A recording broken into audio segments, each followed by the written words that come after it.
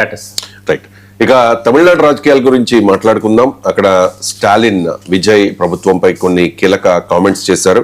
వాస్తవానికి విజయ్ ని ప్రభుత్వ ఏర్పాటుకు పిలవండి, మేము ఎటువంటి అభ్యంతరం తెలపము అని చెప్పి చాలా స్పోర్టివ్ గా రెస్పాండ్ అయ్యారు స్టాలిన్. కానీ ఎన్నికలప్పుడే రాజకీయాలు అనుకున్నాం, కానీ రీసెంట్ గా విజయ్ మీ నాన్న ఎక్కడా అని చెప్పి ఉదయనిధి స్టాలిన్ ని అనడం, ఆ తర్వాత స్టాలిన్ రియాక్ట్ అవ్వడం, నేను ప్రజల మనసుల్లో ఉన్నాను అని చెప్పి రీసెంట్ గా విజయ్ ప్రభుత్వం త్వరలోనే కూలిపోతుంది అంటూ స్టాలిన్ సంచలన వ్యాఖ్యలు చేయడం. అంటే స్టాలిన్ ఏం మాట్లాడినా అంటే ఏదో ఒక బేస్ ఉంటుంది కదా. ఇప్పుడు చూసుకుంటే కనుక టీవీకేకి 108, ఆ తర్వాత వీసీకే, ఐయుఎంఎల్, కమ్యూనిస్టుల సహాయంతో ఇప్పుడు తమిళనాడులో విజయ్ ప్రభుత్వం కొనసాగుతోంది. ఒక రకంగా చెప్పాలంటే అతుకుల బొంత అంటారు కదా, ఆ రకంగానే. సో ఏంటి జోస్యం చెప్పారా, లేకపోతే తను అనుకున్నది చెప్పారా, లేకపోతే ఏదైనా బేస్ ఉండి చెప్పారా, ఏంటి ఏ రకంగా అనుకోవాలి?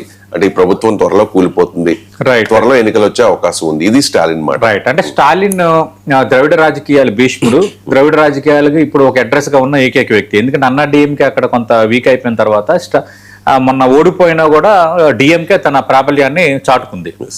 ఇప్పుడు మీ నాన్న ఎక్కడ అంటూ ఆయన అసెంబ్లీలో విజయ్ మాట్లాడిన తర్వాత ఉదయనిధి స్టాలిన్ వేరేగా భార్య భర్త కోసం ఎదుగుతోంది అంటూ ఆయన ఒక కామెంట్ చేశారు. స్టాలిన్ కొంచెం గట్టిగా రెస్పాండ్ అయ్యారు.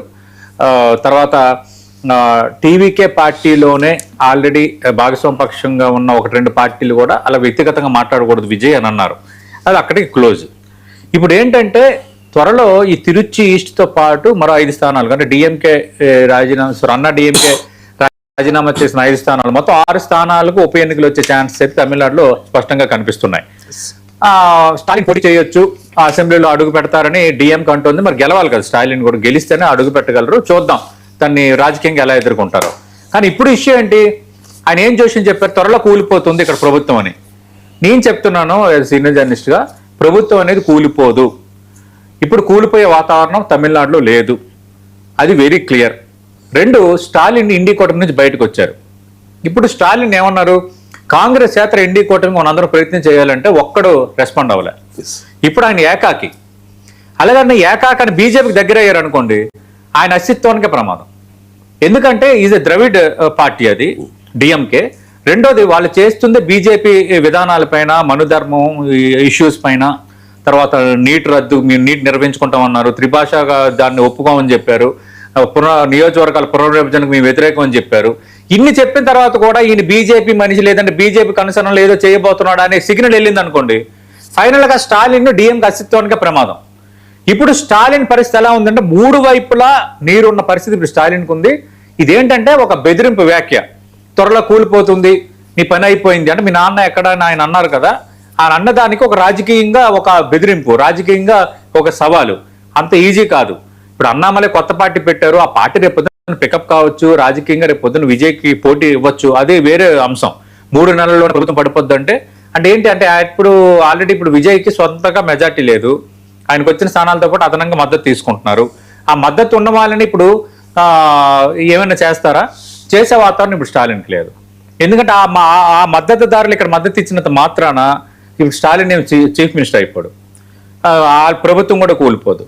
అన్నా డిఎంకేకి సంబంధించి ఆల్రెడీ కొందరు ఎమ్మెల్యేలు పక్కచూపులు చూసేశారు.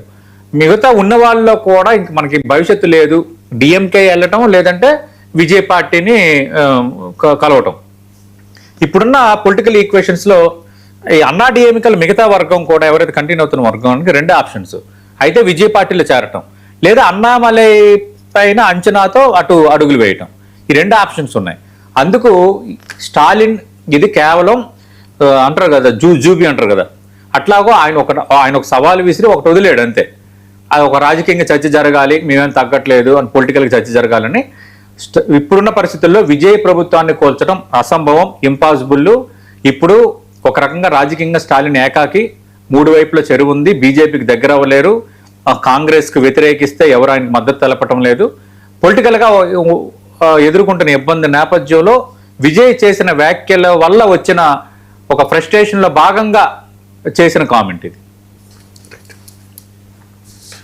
ఇక ఇడుపు కాగితం ఇప్పుడు సోషల్ మీడియాలో